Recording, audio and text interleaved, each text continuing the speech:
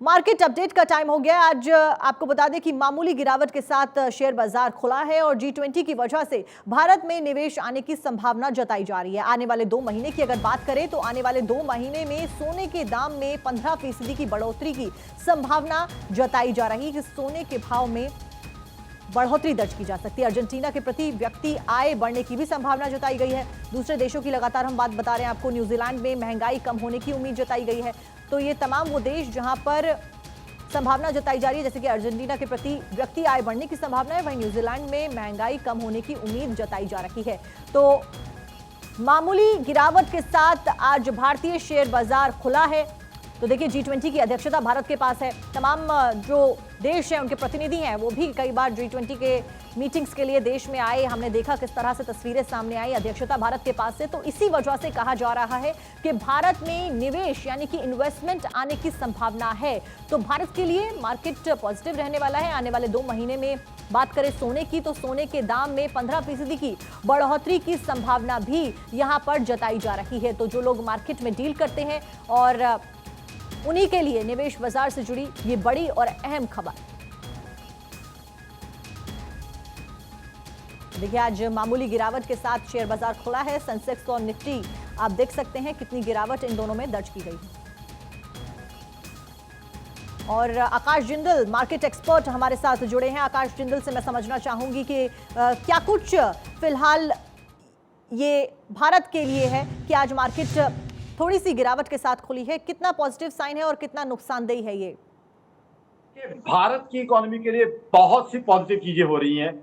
सबसे पहले तो G20, as you have rightly said, since India is organising G20, तो we are expecting lot of FDI to come to India.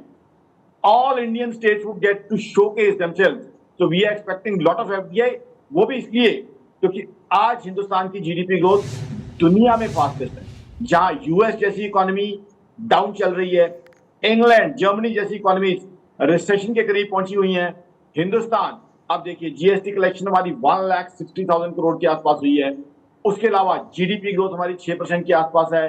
तो ये G20 में हिंदुस्तान का वर्चस्व, हिंदुस्तान की इकोनॉमी का वर्चस्व दुनिया देख रही है और दुनिया उसी तरीके से इंटरेस्ट ले रही है। As you have rightly said, अलग अलग कंट्रीज के राष्ट्राध्यक्ष आ रहे हैं और साथ में बहुत बड़े बड़े बिजनेस डेलीगेशन भी आ रहे हैं।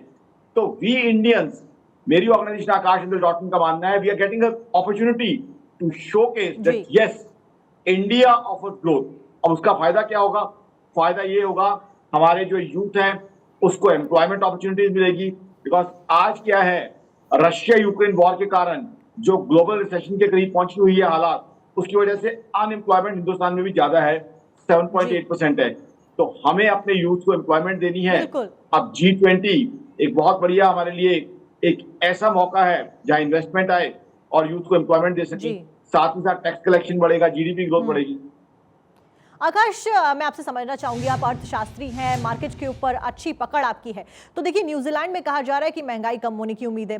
वहीं अर्जेंटीना की बात करें तो वहां पर कहा जा रहा है कि प्रति व्यक्ति आय बढ़ने की संभावना जताई जा रही है। तो इन सब चीजें जो इंटरनेशनल मार्केट में चीजें हो रही हैं, उसका अगर हम इंडिया के ऊपर इंपैक्ट जानने की कोशिश करें तो क्या कुछ रहने वाला है? I think a very nice and interesting question. बिल्कुल आपने सही कहा। ग्लोबल मार्केट्स में जो भी होता है आज हिंदुस्तान में उसका असर होता है, क्योंकि आज दुनिया की इकोनॉमीज आपस में कनेक्टेड हैं। चाहे वो साउथ अमेरिकन कंट्री हो, अर्जेंटीना जैसी, या न्यूजीलैंड जैसी कंट्री जो ऑस्ट्रेलिया के पास बसी हुई है, सटी हुई है, उसका हिंदुस्तान पे इंपैक्ट होता है। देखिए, आज की तारीख में हिंदुस्तान में भी जो अनएम्प्लॉयमेंट बढ़ा हुआ है, वो किस लिए बढ़ा हुआ है? वो इसी कारण बढ़ा हुआ है क्योंकि हम देख रहे हैं US में, यूरोप में बड़ी टेक कंपनीज ने मेजर रिट्रेंचमेंट की है, तो उसका कुछ इंपैक्ट यहाँ भी आया है। जहां तक अर्जेंटीना की बात है, अर्जेंटीना का इंडिया के साथ डायरेक्ट इकोनॉमी का कनेक्शन नहीं है, बट इनडायरेक्ट कनेक्शन ये है कि अर्जेंटीना की US के साथ बहुत डीलिंग है। हिंदुस्तान के लिए US बहुत बड़ा बिजनेस पार्टनर है, तो हम पे भी उसका इंपैक्ट जो है कहीं ना कहीं इनडायरेक्टली दिखाई देगा। Because US is the biggest economy in the world and we are having lots and lots of dealing with US। आज हमारे IT और BPO का झंडा पूरे US में गड़ा हुआ है, हमारा परचम लहरा रहा है। तो कहीं ना कहीं ग्लोबल इवेंट्स हिंदुस्तान को इंपैक्ट करेंगे और साथ ही साथ इसमें हमारी सरकार भी मौके का पूरा फायदा उठा के हमारी इकोनॉमी को तेजी और तरक्की देने की कोशिश कर रही है। इंग्लैंड के साथ और कई कंट्रीज के साथ FTAs यानी फ्री ट्रेड एग्रीमेंट भी साइन होने की संभावना है, जिससे हमारी इकोनॉमी मजबूत बनेगी, टैक्स कलेक्शन बढ़ेगा, यूथ को एम्प्लॉयमेंट अपॉर्चुनिटीज मिलेगी और हिंदुस्तान, और ये मैं आकाश इंदल ने दुनिया कह रही है, 5th लार्जेस्ट इकोनॉमी से आगे चल के 3rd लार्जेस्ट इकोनॉमी बनने की तरफ बढ़ रहा है बड़ी मजबूती से। बिल्कुल आकाश, बहुत बहुत शुक्रिया आपका तमाम